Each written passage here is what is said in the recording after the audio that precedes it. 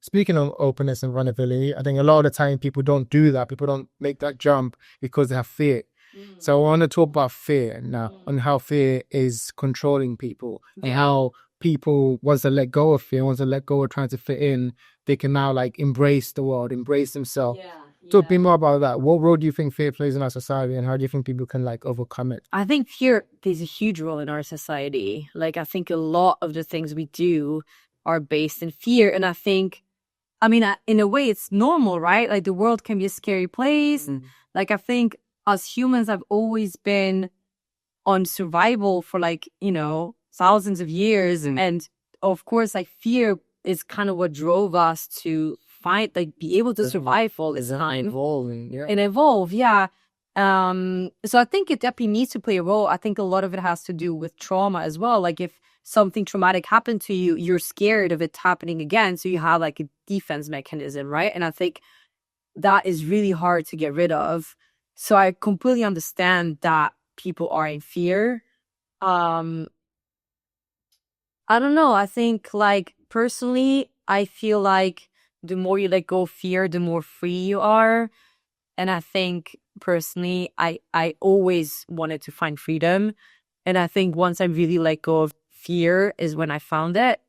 And is when I was just like, I just don't care. Like, I just stopped caring. It's just too much energy to care at this point. Like, I'll just do whatever I want and that's it. Like, yeah, it doesn't matter anymore. Like, if it's not going to work out, then it won't work out. And then I'll figure it out. And that's it. Like, it's not, and if I'll die, then I'll die. Like, that's fine too. Like, how does someone get to that stage?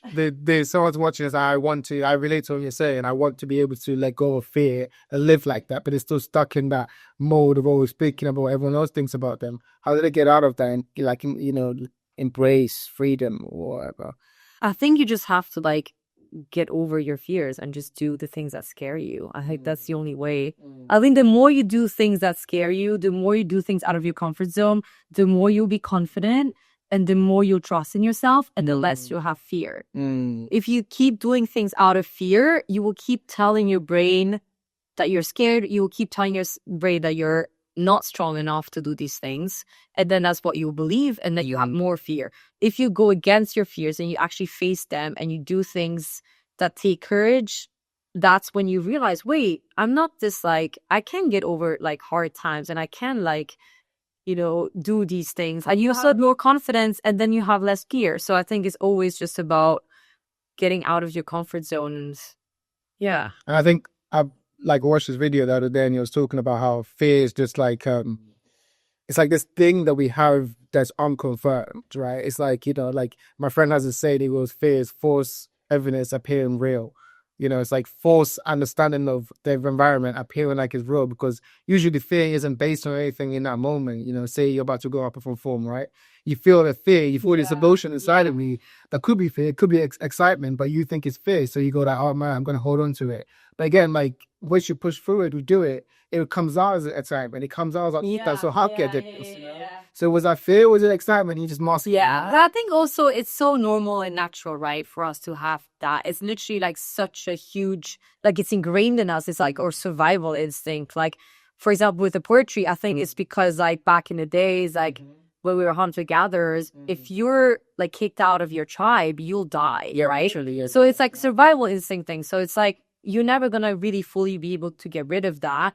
I think all you can do is trying to prove yourself wrong and kind of like face those fears. That's the thing, it's like the environment has changed. We're not hunter-gatherers. Yeah, for sure. But obviously, like, you have to try to make your body understand. You have to basically like evolve by yourself. You have to literally, when you do these things, you literally evolve to like a higher level. Yeah, it's like evolve or die is kind of the thing, Yeah. It's like if you don't evolve, you get stuck in the same place. Yeah. And then you leave yourself behind. I think there's a lot of understanding. I think it can even simplify it where it's like, if you just show up as who you are, people are going to be more okay with you. A lot of the time people will show up as someone they think other people are going to like. And then maybe it's people start liking that version of themselves that isn't them. Yeah. Because they're scared to show up as themselves. But like, if you just show up as yourself, it's much easier for you, but also for the people around you. Yeah. Because they can actually see you, and then people have thoughts, whatever. You can work on them. But just, it's like letting go of that fear and showing up is so important. TV begin our journey towards all that, you know. I think also like another question I had was like you're living from the heart instead of the mind. You talked a lot today about spirituality and like religion and all these things and psychology and science, and I think you can separate those into two camps. One camp is living from the mind, Yeah. rationality, Yeah. and like prosperity and like survival. That is living from the heart, compassion, love, kind of embracing the world. What how do you like square that? Like which one do you how do you balance the two? Yeah. Because you also have to live intellectually sometimes. You have to live rationally, Sure. but also like you can't just do that. Yeah, but I think that's what I struggled with it for a long time, is to find that balance. And I think that's for me like a huge thing, is like balance with everything. Like literally, I think it's like the key to happiness, honestly. And that's why you need to be able to still use your rational mind and still be able to live from the heart as well and listen for your heart. And I think when I do get these psychosis, I'm not balanced anymore. I'm like all from the heart, but my rational self is completely gone. And that's also dangerous, right? But then the other way is when you're too rational and you lose that spiritual part of yourself, you lose your source, and then you're like depressed or you have anxiety, you know? So it's like, I think it's definitely like balancing the two is like very important. Yeah. And I think that's something that I might have to like, it might be something that I'll learn throughout my life, you know? Yeah. I don't know if that's something you ever fully like, maybe that's what spirituality is. When you have to balance of both. God damn. So I'm not spiritual. First of all, it's of both. That's how you can know. Okay, final question then. Let's bring this on.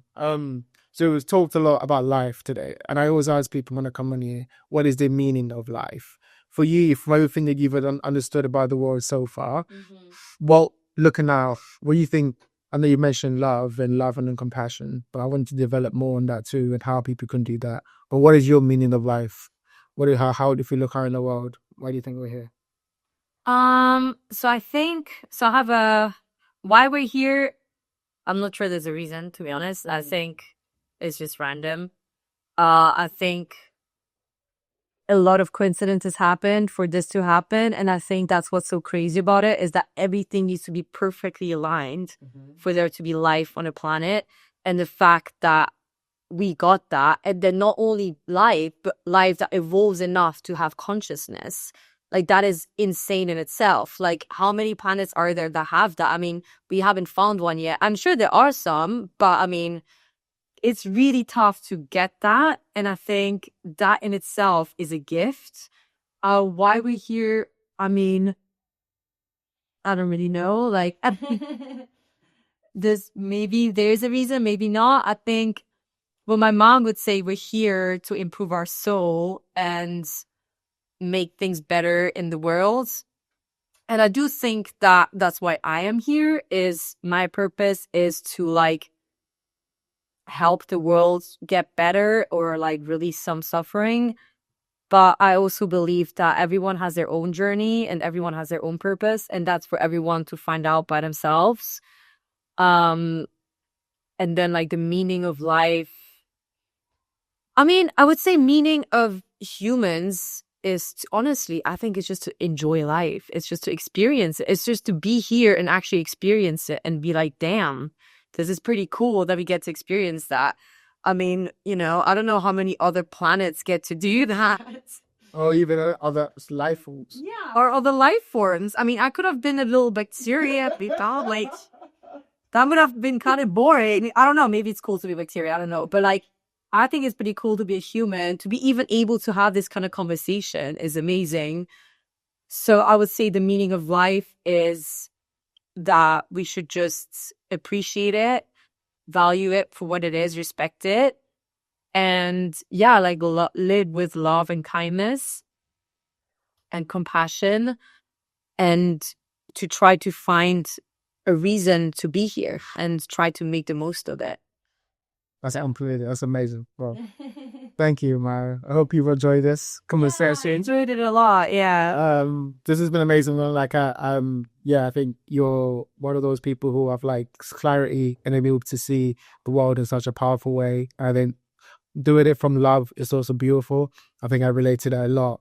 But how a lot of the world is going in one direction, but it's actually we have to pull it back in that direction. I think we start by just on ourselves, having that conversation with ourselves about how we want the world to be, but also like embodying that in the world. Yeah. So like, I'm glad that you're doing it. I'm glad. And I think that I'm glad you have that goal of trying to help people. That's beautiful. That's amazing. So keep going. I'm glad that you had this time to sit down with me today. Yeah, it was really fun. My first podcast. I hope you know your last, right? Feel free to know your last. All right, guys. Thank you so much for watching. Thank you for being on. Until next time. Thanks so much. Peace. Bye.